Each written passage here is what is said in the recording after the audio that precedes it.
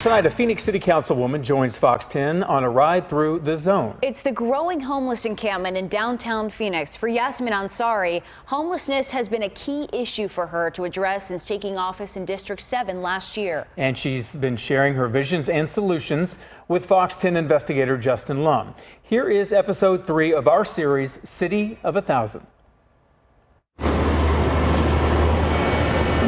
I've lived here 50 years and I never knew it was like this. Once I got homeless, I'm going, no way.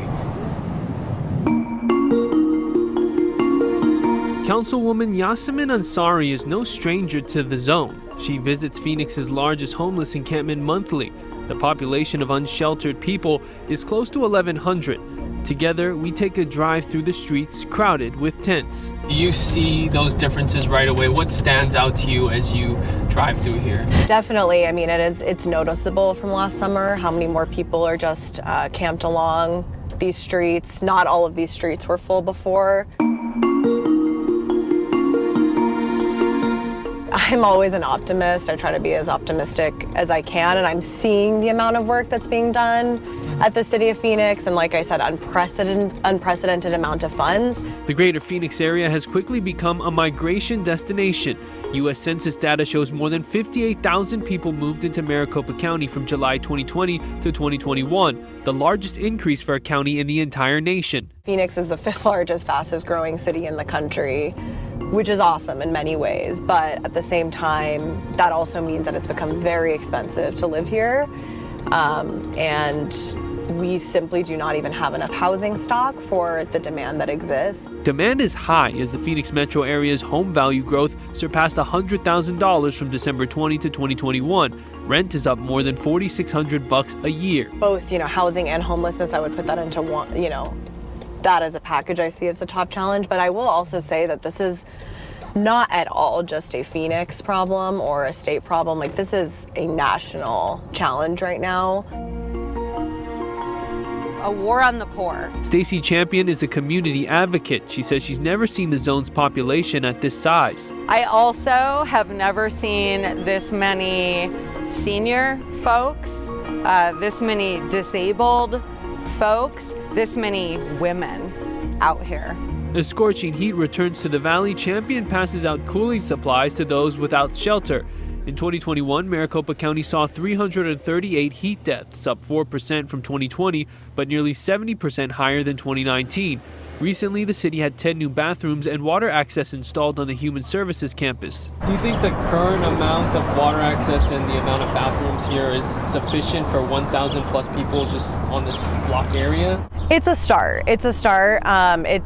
I don't think it's quite enough, but it's a really good start. I mean, 6 months ago we had none. We've been pushing quite a bit to be able to get this. Am I happy to see them adding more bathrooms? Yes. Do I think it is nearly enough for 1,085 people?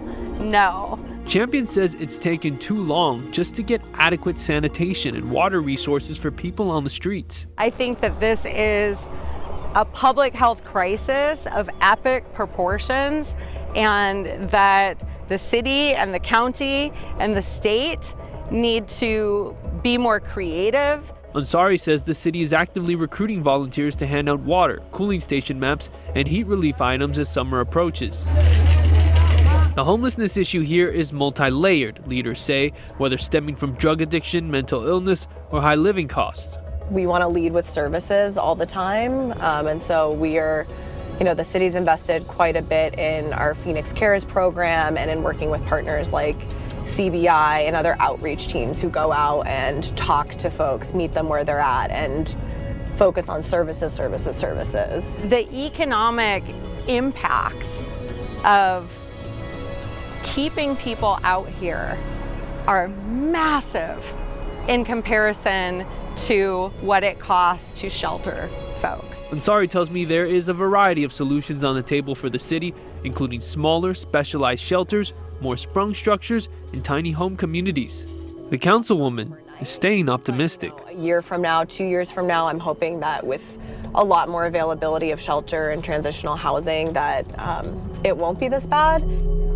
The city's Housing Phoenix plan sets a goal of creating or preserving 50,000 homes by 2030 and using 140 city-owned parcels for affordable housing. In our next and final episode, we hear from a state senator proposing his solution, and we speak to a coalition involved in decreasing the homeless count in a major city outside Arizona. I'm Justin Lum for Fox 10 Investigates.